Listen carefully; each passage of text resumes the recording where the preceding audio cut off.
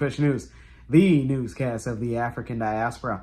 I'm your anchor, Ochanda, daily bringing you the top stories from Africa and the Caribbean. Let's take a look at today's news on Wednesday, July 19th, 2023. We go to Kenya, where maandamano has returned. With Nairobi deserted and shops closed, Kenya's capital, Nairobi, was largely deserted Wednesday as the opposition warned of mass protests against the high cost of living.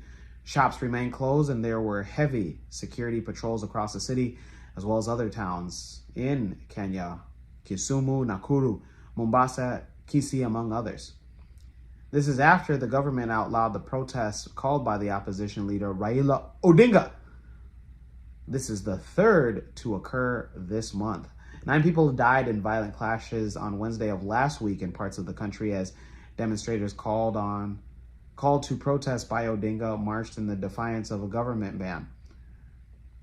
Odinga has called for more protests from Wednesday, Thursday, and Friday of this week against the high cost of living.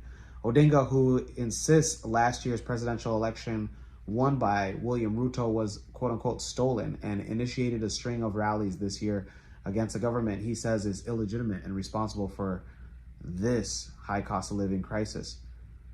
President Ruto has told the mob, vowing not to succumb to a political pressure to share his government with a quote-unquote loser. He stated, "I want to tell Raila Odinga that elections ended on August 8th last year. You can't seek the leadership of our country through bloodshed, deaths, and destruction of property. There is no way you will change Kenya through the route that you've taken." Those in Kenya, let us know your thoughts and let us know if you were involved in today's maandamano. Let's stay in the East African region where the regional force commanders meet. The East African Community Regional Force Commander and Major General had commanded the peacekeepers in the Democratic Republic of Congo for a job so far well done in the fulfillment of their mandate to ensuring the safety of civilians and free movement of goods and services. While addressing the contingent commanders from troops contributing from Uganda, South Sudan, Burundi, and Kenya, the Major General asked the commanders to maintain good working relationships and communication among themselves while conducting operations in the areas of their responsibility.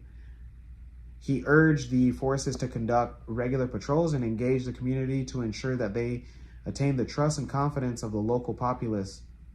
The meeting was to enable the joint forces to address and make follow-up on operational matters from the period of its posture and give highlights on the recently concluded technical evaluation exercises. Other attendants included the Deputy Force Commander of Intelligence and Operations and also the Chief of Staff for, among other forces. Those in Democratic Republic of Congo, let us know if you've come in contact with the East African Regional Force and your thoughts. We want to hear directly from you. Let's go to Somalia, where the National Army has eliminated dozens of Al-Shabaab members. So the National Army in Somalia had killed at least 30 Al-Shabaab militants during its operation in south of the country. The state media, citing a senior commander, reported that the covert assault was carried out in an area between Middle Shabelle and Galgud regions. The two sides engaged in heavy gunfight that lasted for about an hour. The operation comes just after the Somali president, Hassan Mohamud, arrived in Johar City, the headquarters of the Hirshabelle state, for talks with local officials on resolving clan hostilities. The visit also focused on the preparation of a second offensive against Al-Shabaab, which the frontline states are set up to send troops and take part in the anti-Al-Shabaab push. This war has been raging in Somalia to topple the Al-Shabaab group that states that the Somali government is UN-backed. During the first phase of military operations, the government says that it seized 80 areas from Al-Shabaab and killed hundreds of militants. Kenya, Djibouti, and Ethiopia will deploy also its troops to Somalia as part of an agreement with the federal government to join hands and jointly face al-Shabaab. Those in Somalia, let us know your thoughts on the Somali National Army taking the offensive. Let's go to the Caribbean and end it there, where we go to Bermuda, where it launches a major crime initiative. The Bermuda government has launched a comprehensive network of CCTV cameras across the island with National Security Minister, warning criminals that someone, quote unquote, has eyes on you. The government is hoping that the system, with almost 250 cameras, will be fully functional by the end of the year. So far, there are only 75 cameras in operation. The blanket coverage of cameras would be able to revolutionize the fight against crime, and the authorities would be relying on the new technology to allow surveillance equipment to provide higher resolution images. The National Security Minister said, "I think it can only help and enhance the police's ability to combat crime and the public knowing that the CCTV is here for them and somebody has eyes on them. There is a deterrent factor for those who may be considering to do any kind of crime. And I have a message to the public. This CCTV system, once we have it implemented, it's going to increase the feeling of safety and security for the whole country." The authorities said that the first phase of the project is expected to be completed by the end of the year, while further upgrades, including speed monitoring and facial recognition capabilities, will be applied during the second phase. The minister also said that fighting crime was a major top of his list of priorities. And crime is a priority, he stated, because keeping our country safe is important. Crime exists, and there will always be some people. But do we stop trying to make our people safe? I think not. Those in Bermuda, let us know your thoughts on the government doing what it can and everything to make sure that you guys feel safe. Let's stay in the Caribbean and go to Antigua, where a mother and daughter are set to fly in space next month. Virgin Galactic has officially announced that in less than a month it will be embarking on its first private citizen astronaut mission. The 46-year-old Keisha Shahaf and her 18-year-old daughter will be the first to fly to space as a duo, and the first from the Caribbean on this mission. The historic flight will take place on August 10th. Keisha had entered a sweepstakes a month prior. After seeing an ad, the entrepreneur had long dreamed of going out into outer space and said in a statement, "When I was 2 years old, I just looked up to the skies.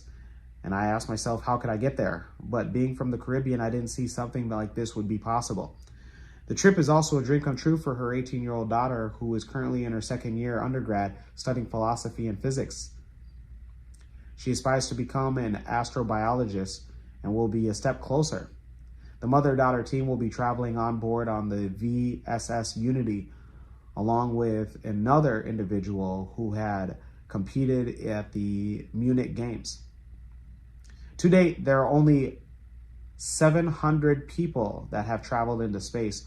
With little diversity among that group, Virgin Atlantic's mission is set to change that, beginning with an 800-strong future astronaut community that represents more than 60 different countries.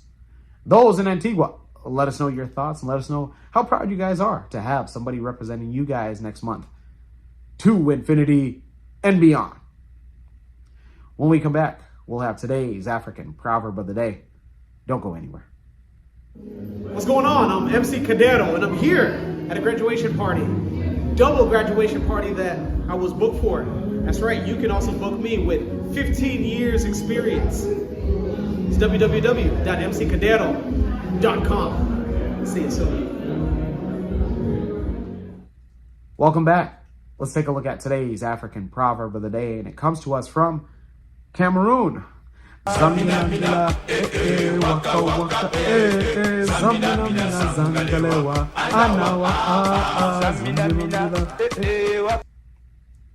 it reads, "A man's wealth may be superior to him."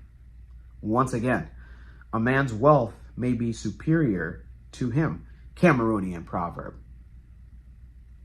I like it. Chase wealth. Come on, that's why we're men. Go ahead and chase that money. Chase that bag. Let me know your interpretation of today's African proverb of the day, as well as your thoughts, views, questions, comments, and concerns on the top stories. Don't forget to like, subscribe, hit that notification bell. For Kush News on Kush Convos TV, I'm Ochanda. We'll see you soon.